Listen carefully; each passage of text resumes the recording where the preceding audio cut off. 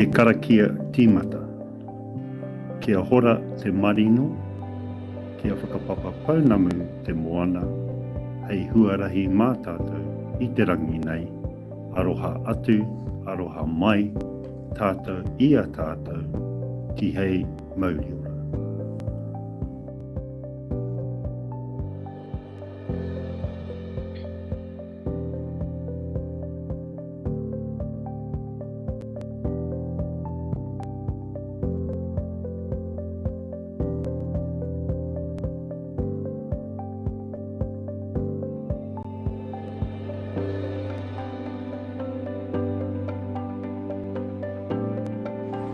Kia ora koutou. Welcome to this webinar for the Kaipara District Plan Exposure Draft.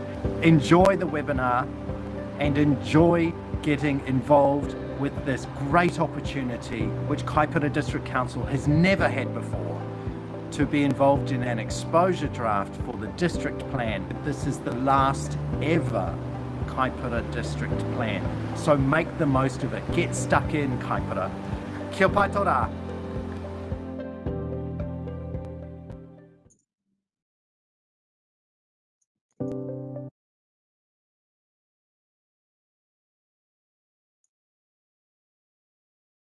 Kia ora koutou and welcome tonight to our third District Plan Exposure Draft webinar. So tonight we're going to be talking about some district-wide matters that many of you have probably felt the effects of recently, and that's the Hazards and Risks chapter. So tonight I'm just going to introduce the team very briefly that's here tonight, and we're going to be talking about natural hazards and hazardous substances and contaminated land. So, Paul, are you on the screen there? I'll just introduce you, Paul, if you want to say a quick hello. Good evening, and I hope you enjoy tonight. Thank you.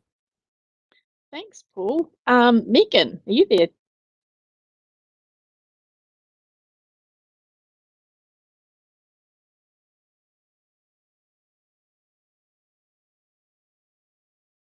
Awesome. Thanks, Megan. And Todd. Taiawhio, are you there? Kia ora koutou, I'm Tawhio and I'm the graduate planner in the district plan team here at council. Oh, thank you, Tai. And Michael Day.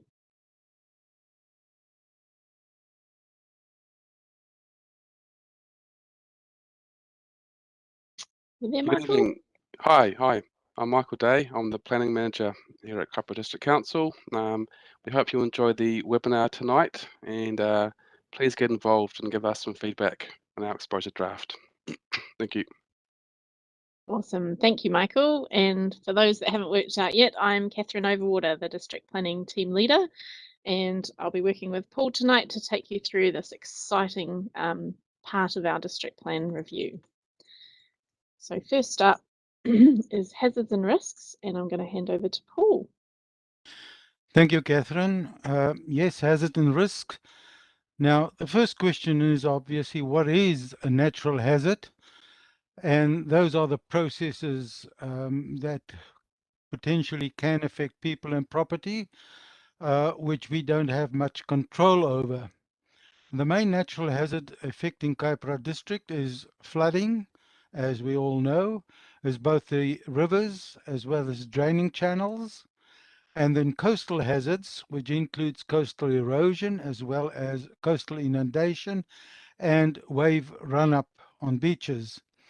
And the third one there is the land instability, and that's mainly dealing with the geology and the slope instability and slips and those type of things. Acid sulfate soils, which are the new soils which actually attacked concrete. Soil stability and earthworks or expansive soils.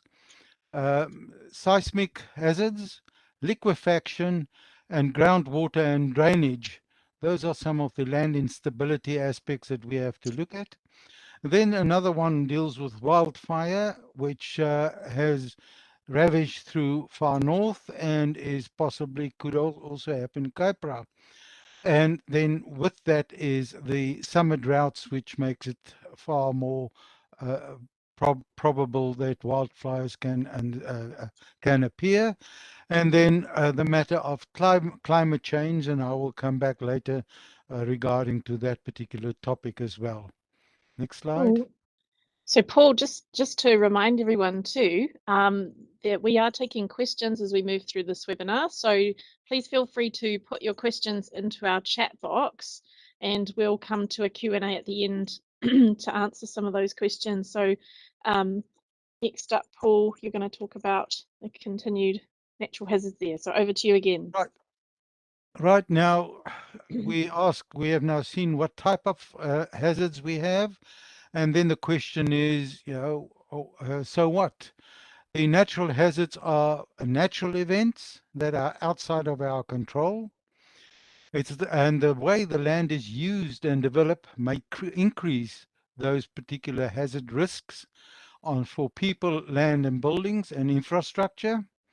And the risk is dependent on the nature of the hazards, its frequency and its severity, and the vulnerability of the recipients to those consequences. Now, some of those hazards can happen anytime in response, like weather aspects, flooding and those type of things. Other matters can take some time and manifest itself over a longer time, such as coastal erosion, coastal inundation and those type of things, and the effects of droughts, the whole change of the climate. Natural hazards can be avoided or cannot be avoided, but the risks and the consequences can and has to be managed and mitigated. Land use planning is one of the key methods to minimize the risk impact of those particular hazard events. Yes, and haven't we seen some major events lately, Paul, across Kaipara? So this is a good reminder of how frequently they can occur. And this photo is, these photos were taken from in the Kaipara district. Now, question is, why are we managing the hazard district in the district plan as such? Now, firstly, the RMA in section 6 of the mentioned that hazard is of national importance, and councils have to manage the significance of those hazards. The district plan must give effect to the New Zealand Coastal Policy Statement and the Regional Policy Statement, which have specific requirements regarding to natural hazards. Some provisions contained within these two documents are directive and must be included into the district plan, while some simply need to be taken into account, and the matters are being weighed up against the other aspects in the plan. Right, the Exposure Kaipara District Plan draft objectives, and this is a draft, so we would like to hear your views regarding to these objectives and eventually the policies. The Strategic Direction Chapter objective says to minimize the risk, impacts and cost of natural hazard events on people, communities, and the natural and built environment in Kaipara. That has to be controlled or has to be managed. Now, the objectives in the particular chapter of natural hazard is the risk from natural hazard are managed and minimized. The infrastructure is resilient to natural hazards.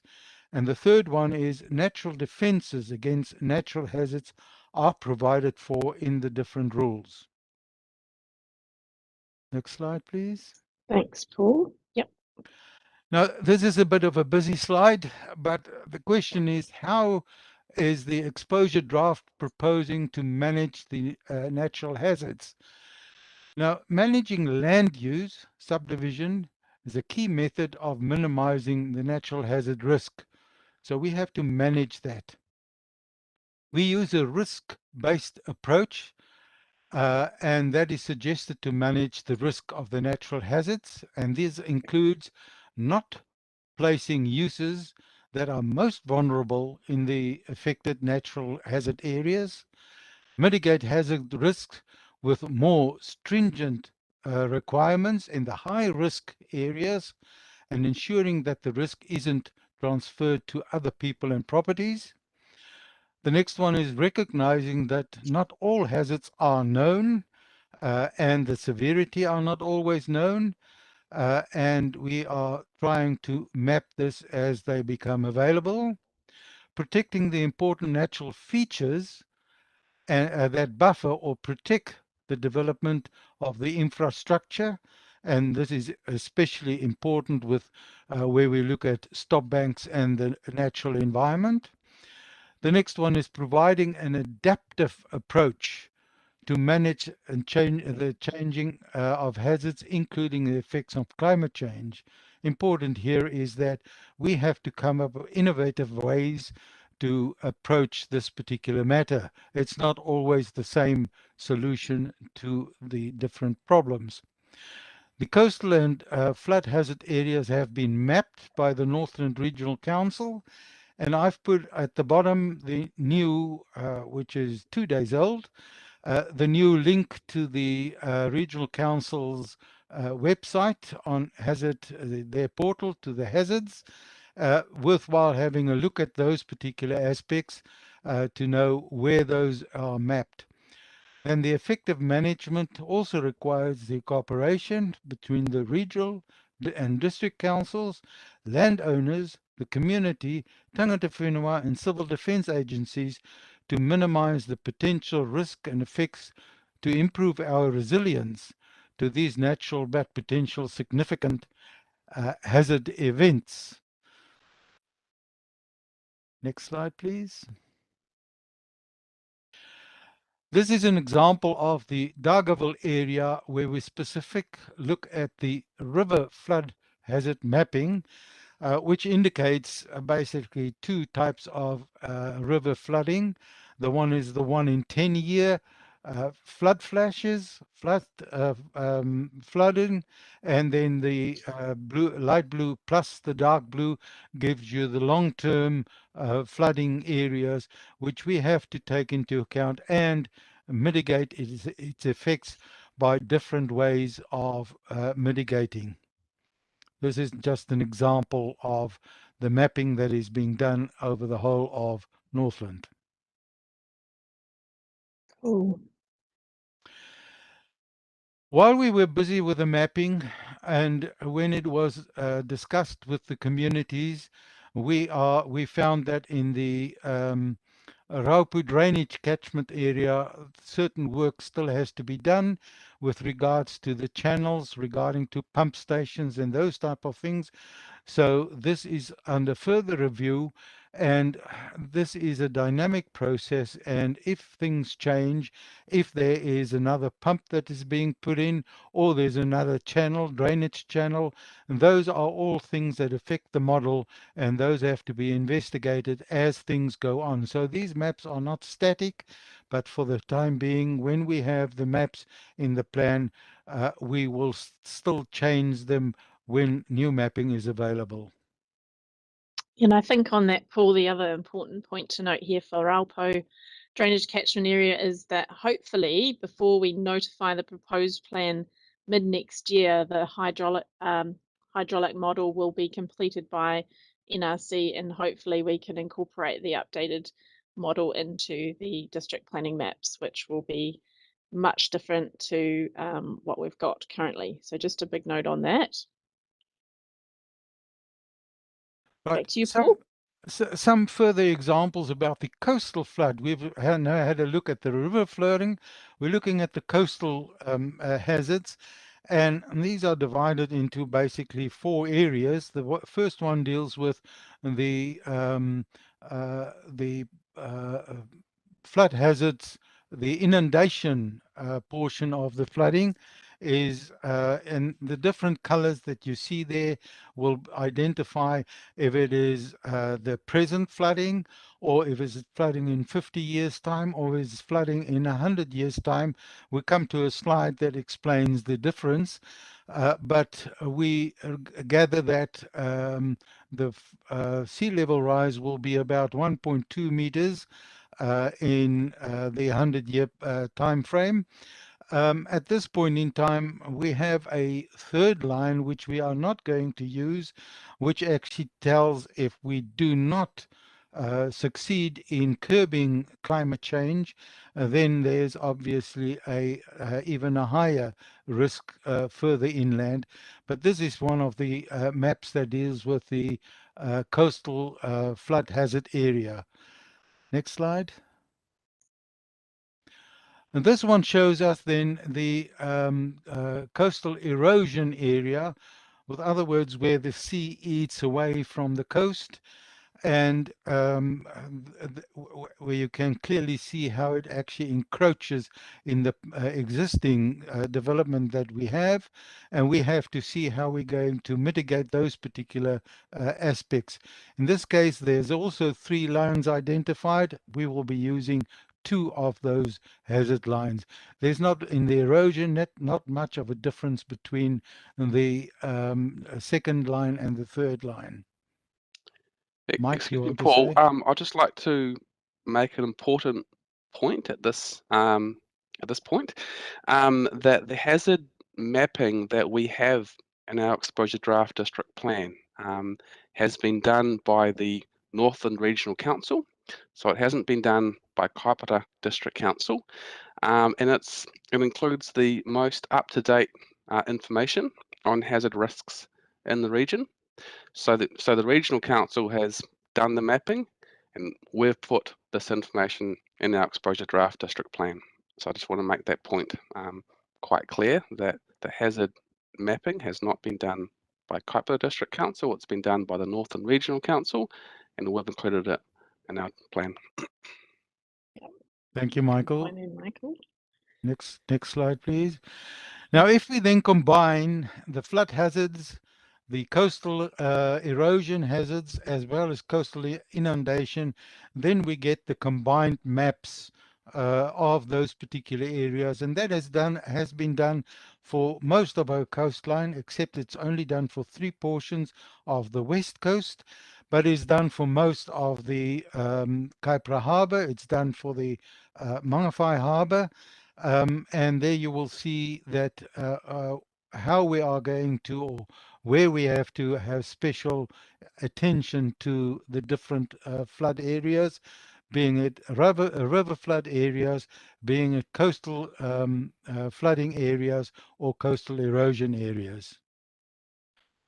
Next slide, please. Right. In the draft exposure draft, we have these policies. Now, policies, natural hazards policy 1 to policy 13 determines how the objectives can be achieved.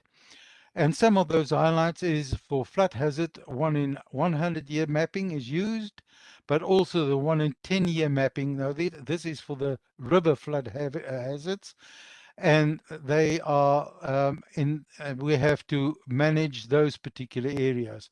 For new buildings, there shall be a 500 millimeter freeboard above the 1 in 100-year flood line, and 300 millimeters for commercial and industrial buildings.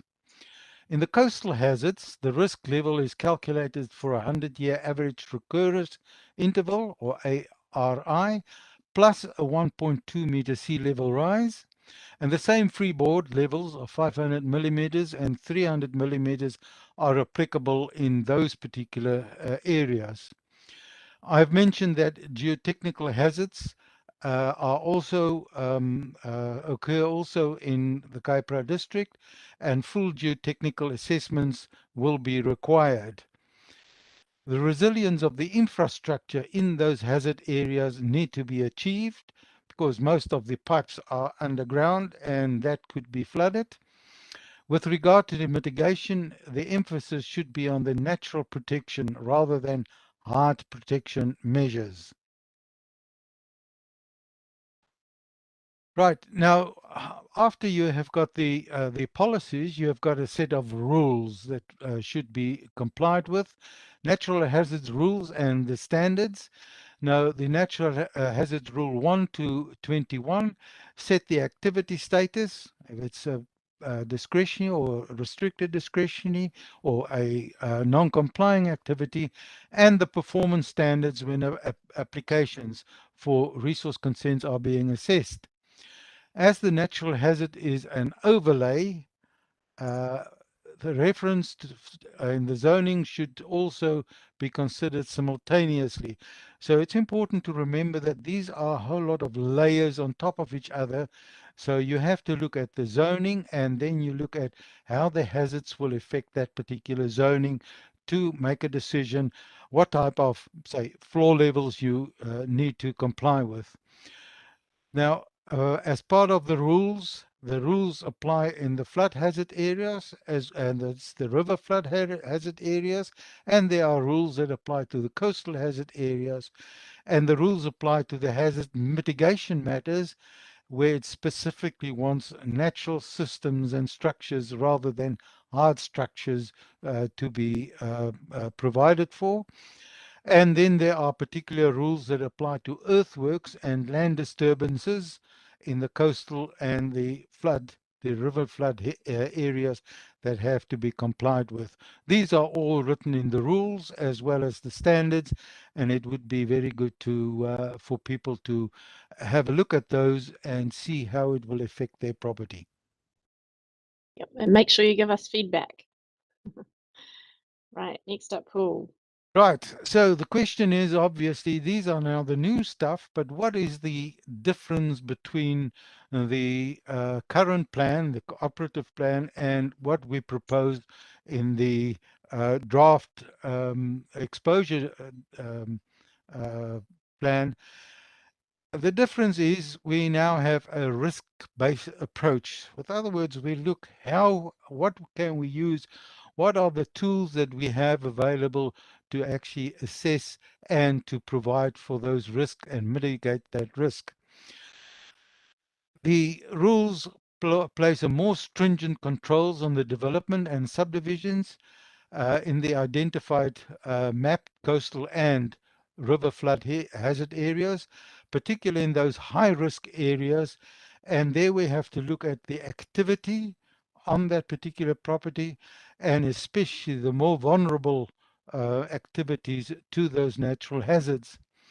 Now, vulnerable activities includes things like residential dwellings, retirement villages, care centers and facilities, marae, and similar activities.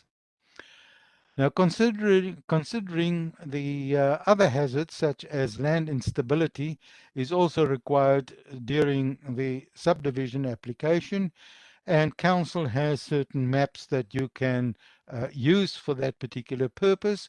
We have not included those in the district plan at the moment because they were done before all the LiDAR mapping was done, but the geotechnical people are able to identify those land instabilities and what measure should be taken to actually mitigate those particular risks.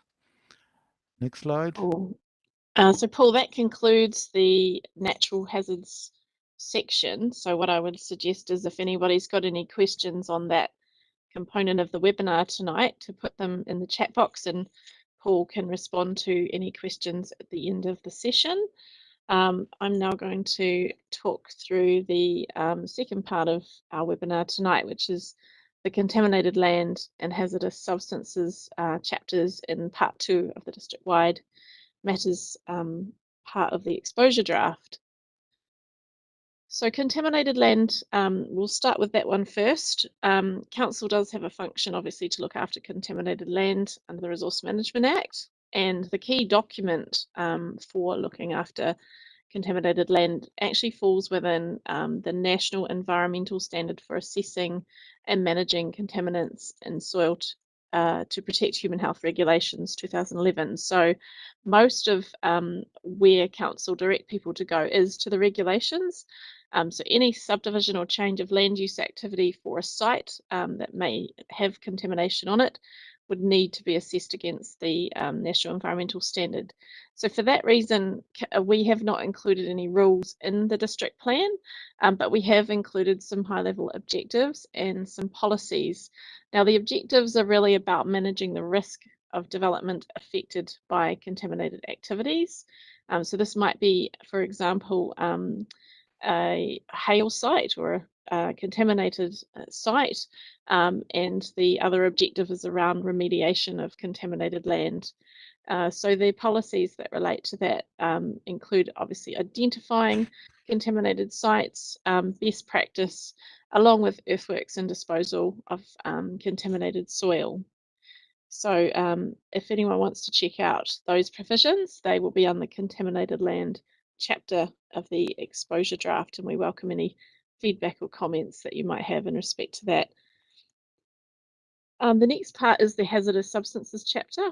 So this one's an interesting topic because council's functions, explicit functions, have been removed under the Resource Management Act. However, it's probably worth noting that hazardous substances are looked after by two other pieces of legislation, which is the Hazardous Substances and New Organisms Act 1996, along with the Health and Safety at Work Act 2015, and other regulations which are managed and enforced by WorkSafe New Zealand.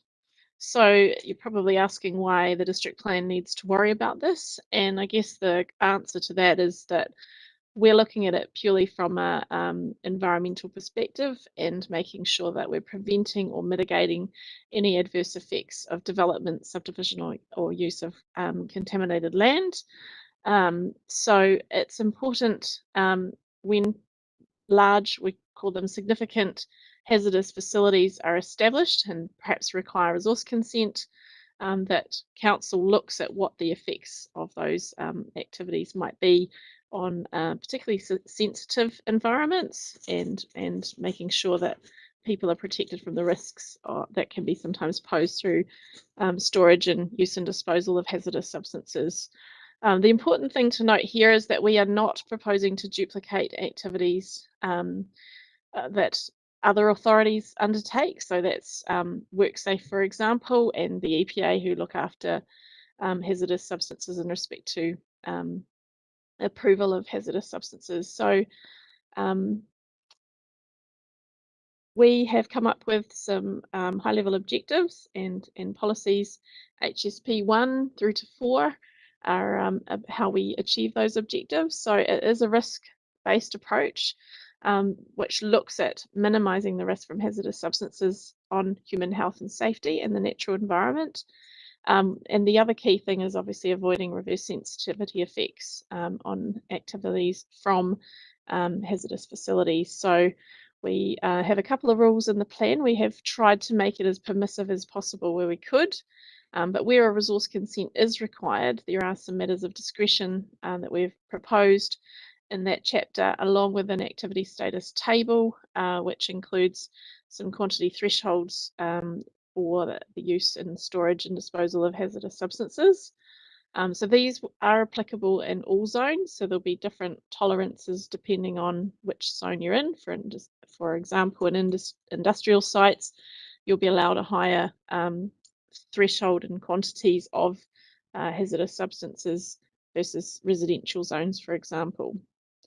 So check that out if you're wondering whether you will be a permitted activity under there. But in most cases, any household storage and generally low volumes of agrochemicals and fertilizers and pesticides, etc., are generally permitted under the activity status table. But again, this is a draft, so we're looking for feedback from anybody. So please make sure that you do provide that to us. Now, before we leave you tonight, we just wanted to emphasise that we're still doing public engagement on the exposure draft. We're up to our third webinar now, and tomorrow night we'll be doing the subdivision and zoning presentation if anyone's interested in having a look at where we're proposing additional zoning across the district and what the new subdivision densities will be. So that's a very exciting topic that we'll be bringing to you. And in the meantime, we're just going to take questions from the floor today. So I'm just going to lean to some that we have already received. And the first one is going to go to Paul, and it's are the geotechnical risks that Kaipara District Council has mapped included in the plan? Thank you, Catherine. As I refer to that, there are maps that Council has available. They are on Council website and the geotechnical services, but as I said that a geotechnical report is still required with applications for subdivision and even with building consents. But these gave us the opportunity to map areas that are very vulnerable for geotechnical problems like liquefaction, like slips and those type of things. So we use that as a guide to make sure that we don't propose residential development on an area that is very vulnerable. So those maps are available on the website, but I have to emphasize that with the applications themselves, subdivision, land use or building consents, you still have to look at the geotechnical reports as such. For that reason, we have not included them in the mapping of the district plan, which eventually will become a statutory legal document, and there's far more work to be done on in the field of geotechnical work. Perfect, thank you, Paul. A question here about subdivision or development. Is there any prohibited provisions on the natural hazard areas in the plan? Okay, I might have sound a little bit draconian on the rules, etc. So there are no prohibited activities or no prohibition proposed on these areas which are shown as hazardous, as natural hazard areas. But these are matters that we have to take into account when we assess applications for land use and subdivisions and see what are the mitigating measures that you can do, or what are the matters that can be provided for in those particular applications. However, it might mean that in certain cases you would be discouraged to do certain activities that, as I mentioned, those vulnerable activities like residential buildings, old age homes, marae, and those type of things. So there are no prohibitions for it, but it has to be taken into account when you assess applications. Cool. That's a good answer there. Thanks, Catherine. If I could just chip in here as well on this point. So some district plans across the country, and so not our exposure draft, but some district plans prohibit any activities in certain parts of the coast because the hazard risk is deemed to be too high. So, for example, if an activity is prohibited, you cannot apply for a resource consent to undertake an activity in that area. As Paul mentioned, we're not proposing that in our exposure draft, and so we have a consent pathway at this stage for people.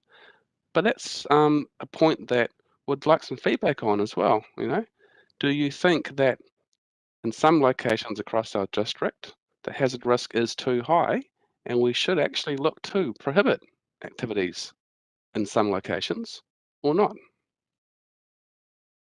Cool. Thank you, Michael.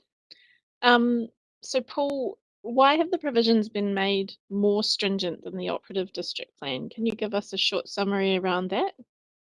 Well, Michael has started answering this question and say that we need to be able to assess an application, and we need to have certain guidelines to actually assess it against, to see what we are going to, how we're going to mitigate any of those hazards.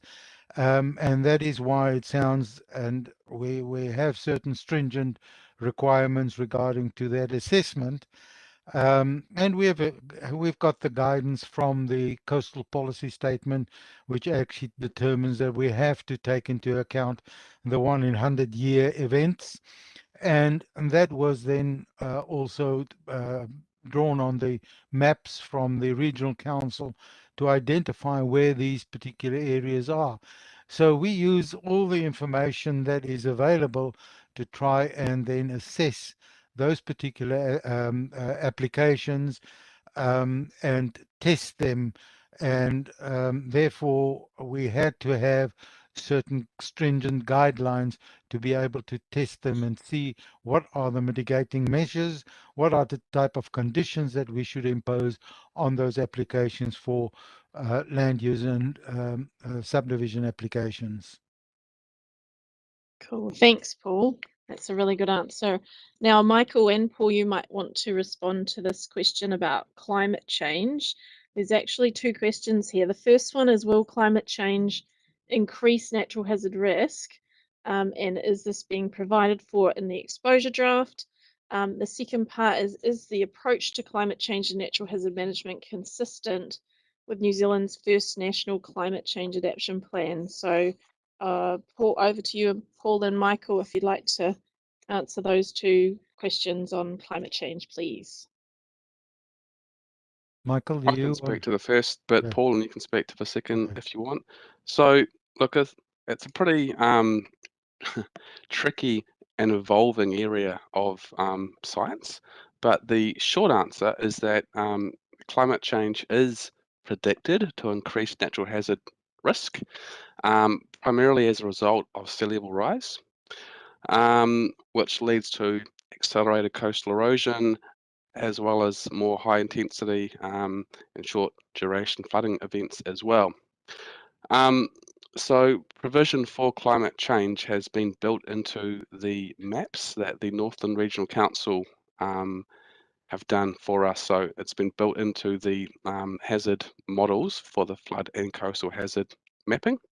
And in our exposure draft, we have several policies on climate change and how climate change should be incorporated into natural hazard risk as well. And so it talks about using the best up-to-date information on climate change when managing natural hazard risk, for example.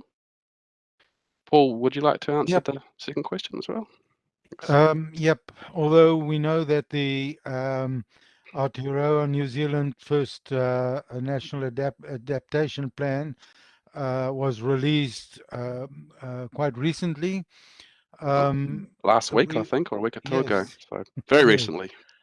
So there's still a whole lot of things that we have to learn about it. However, as part of adaptation, we are busy with the adaptive pathway, and we have got a pilot scheme in Ruawai that we look at together with the community, decide how we're going to adapt to these particular hazards. What is the best way if you've got an end result?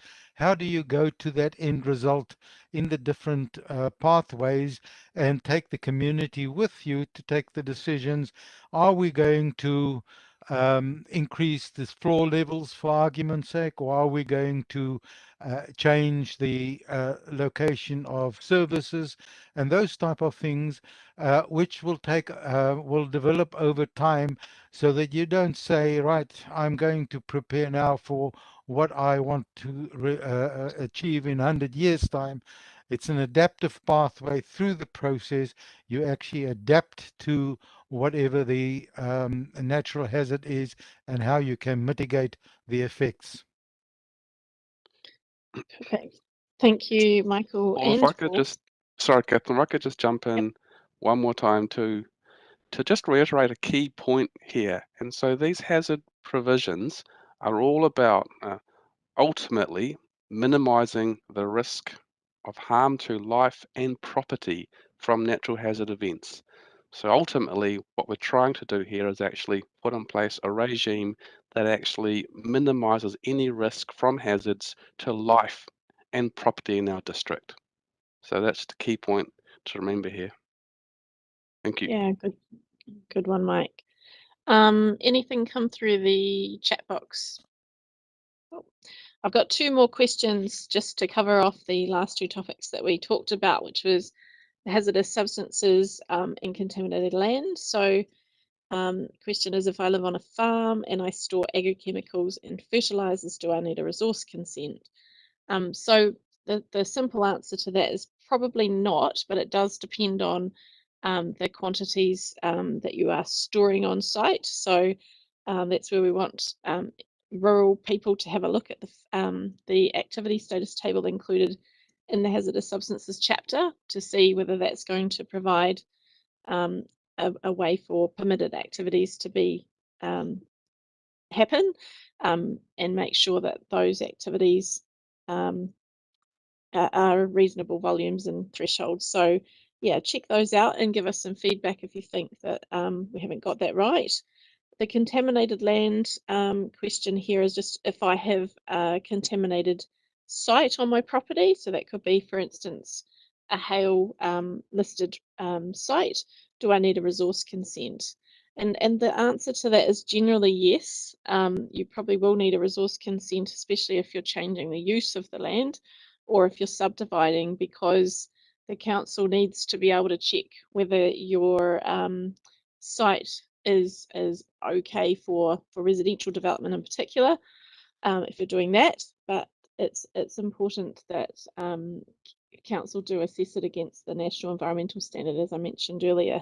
So if you do have an old sheep dip or an old orchard or a site that might have had fuel pumps, for instance, or storage of fertilizers and pesticides, etc., it could be, if you're looking to do something on your property, that will trigger resource consent through the National Environmental Standard, which council will look at. But like I said earlier in the presentation, we only have objectives and policies. We don't have rules, and that's where the National Environmental Standard does, and you need to look at those. So I think, unless there's any other questions, that's probably all we've got tonight to conclude the hazards and risks webinar. And I'd just like to reiterate that we're open for feedback until this Friday, the 16th of September. We really hope that people are getting on board, and of course we've still got a few more webinars to get through yet. So please do come along to those. And if you do want to chat to one of the planners, book a session with us. That's all on our website, and would be more than happy to talk to you one-on-one. Or if you need any help preparing feedback, we've got a helper, an independent planner that can help you prepare your feedback. So please reach out and book that service as well if you need it. So thanks again for joining us tonight. And I'm just going to close us out with a karakia.